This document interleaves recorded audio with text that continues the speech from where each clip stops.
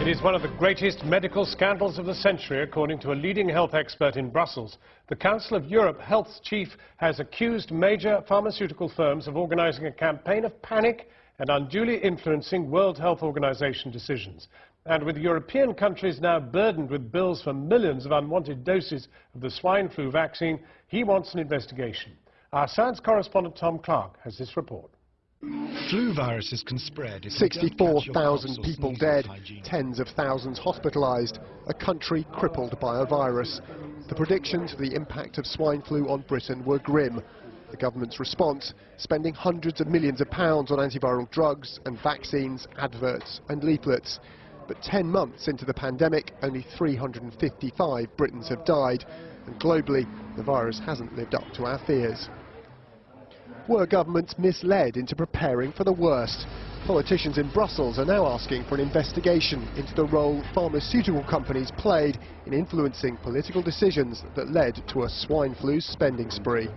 There must be a process to get more transparency, how the decisions in the WHO, how they function, and who is influencing the decisions of the WHO, and what is the role of the pharmaceutical industry there. I'm very suspicious about the processes which are behind this pandemic.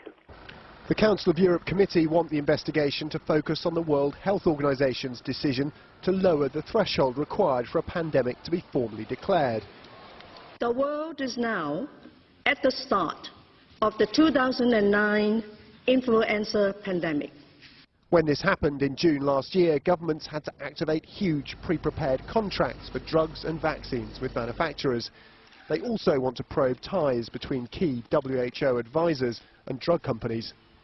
Who is deciding what the risk is? Is it the pharmaceutical companies who want to sell drugs, or is it someone making a decision based on the perceived danger?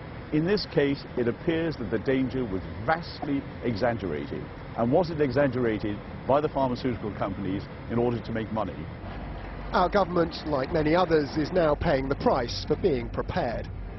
Citing commercial confidentiality, the Department of Health won't actually tell us how much swine flu vaccine they actually ordered. But it's thought contracts were signed for 90 million doses. Yet fewer than 4 million people in the UK have actually had the jab. Officials here are now in negotiation with their key supplier, GlaxoSmithKline, to see if they can't rewrite that very expensive contract. Britain is now trying to cancel orders for 60 million doses of the jab, but we're not the only country awash with vaccine. France ordered 94 million doses. It's now trying to cancel contracts for 50 million of those. Germany is trying to cancel orders for 25 million doses, and the Netherlands has announced it will sell 19 million of the 34 million vaccines it ordered. Last month, an investigation by Channel 4 News raised serious questions about the government's decision to order millions of doses of the drug Tamiflu and the possibility of pharmaceutical industry influence on decision-making. Today, the Department of Health defended its pandemic purchasing decisions, telling us in a statement they were based on independent scientific advice to ensure the country against the worst possible effects of a pandemic.